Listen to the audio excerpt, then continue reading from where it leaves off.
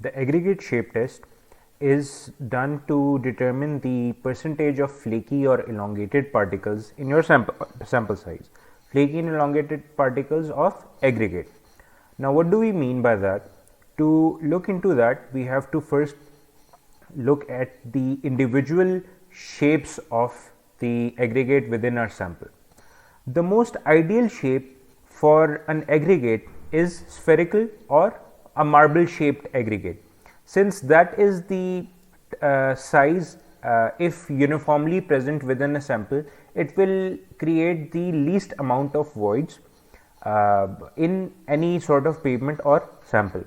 However, naturally occurring aggregates are not spherical shaped or marble shaped, they are either they are angular.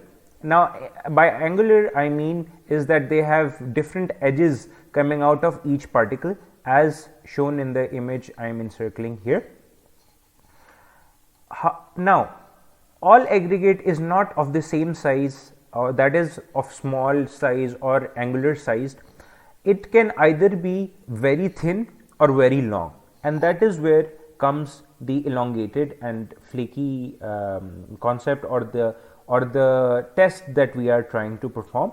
In flaky particles, when we study or try to determine flaky particles, they are the size of aggregate which are very thin, whereas in elongated particles we are trying to see how much percentage of your particles in your sample are very long or more of more length than a particular mentioned dimension.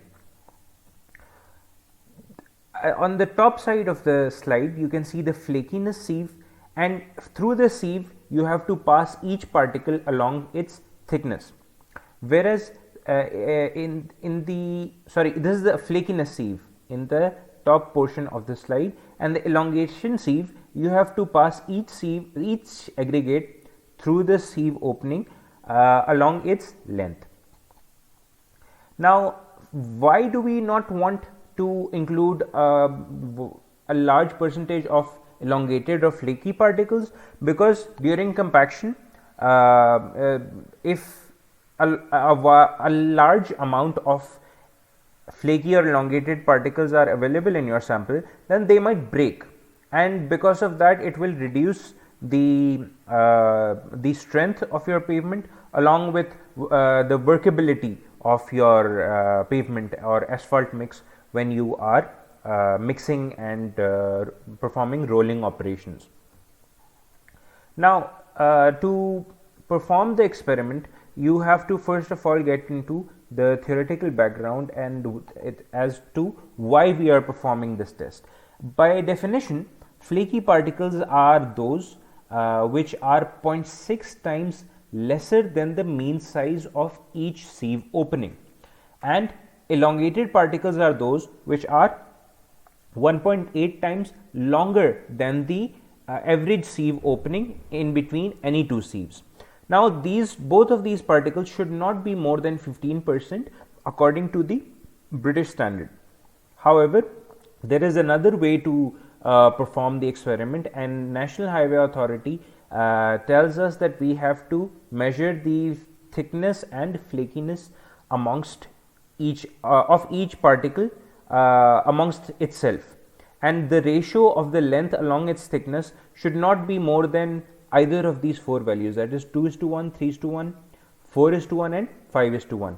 But usually during mixing operation for pavement, for placing in pavement, National Highway Authority tells us that the allowable dimension ratios of length to width or length to thickness should be 5:1.